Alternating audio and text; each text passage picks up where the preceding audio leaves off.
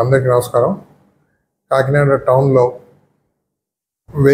Heavy vehicles timings గురించి గతంలో ఎంతోమంది పోలీస్ ఆఫీసర్లు వచ్చి ఒక టైమింగ్ నిర్ణయించారు, మార్నింగ్ 8 నుంచి నైట్ 10 వరకు అని.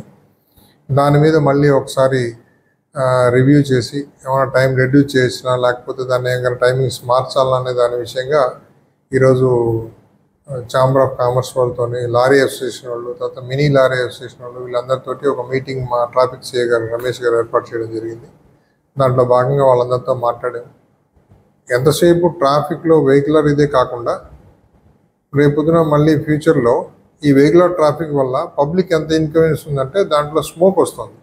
సో దానివల్ల పబ్లిక్ని కొద్దిగా హెల్తీ అట్మాస్ఫియర్లోకి తీసుకెళ్లాలని ఎంతమంది అసోసియేషన్స్ ఉన్నారో వాళ్ళందరితో కూడా మాట్లాడి ఫ్యూచర్లో భారీగా మొక్కలు నాటే కార్యక్రమం కూడా చేపట్టబోతున్నాం. దానివల్ల కొద్దిగా గ్రీనరీ పెరిగి కాకినాడ యొక్క టెంపరేచర్లో కూడా కనీసం 1 డిగ్రీ తగ్గించాలని మా ప్రయత్నం.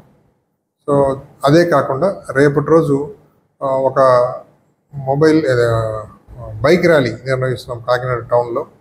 ఓన్లీ పోలీస్ డిపార్ట్మెంట్ కాకుండా ఇంకెవరైనా పోలీస్ ఫ్రెండ్స్ కూడా ఉన్న వాళ్ళందరూ బైక్స్, హెల్మెట్స్ ధరించి వచ్చి కాకినాడ టౌన్లో మా డిపిఓ నుంచి స్టార్ట్ అయ్యి సర్పవరం జంక్షన్, అట్నుంచి మళ్ళీ రిటర్న్ భానుగుడి జంక్షను, తర్వాత మళ్ళీ 1 టౌన్ లిమిట్స్లో లాస్ట్లో బాలాజీ చెరువు, అక్కడ దాకా ఈ మొత్తం ర్యాలీగా వెళ్ళి దీంట్లో మధ్యలో ఒక 3 ప్లేసెస్లో పబ్లిక్ని అడ్రస్ చేస్తూ ఆ కన్సర్న్ ఏరియాస్లో సిఏస్ వాళ్ళంతా కూడా ఒక సర్ప్రైజ్ ప్రోగ్రామ్ కూడా పెట్టాం రేపు.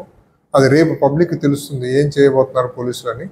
ఎంతసేపు పోలీసులు ఫైన్లు వేస్తారనే మాట కాకుండా సో ప్రజల్ని ఇంకొద్దిగా మోటివేట్ చేసే విధంగా ఈ ప్రోగ్రామ్ డిజైన్ చేసామండి. రేపు అందరినీ కూడా రమ్మని చెప్పి దాంట్లో కోరడం జరిగింది మీటింగ్కు. Thank you.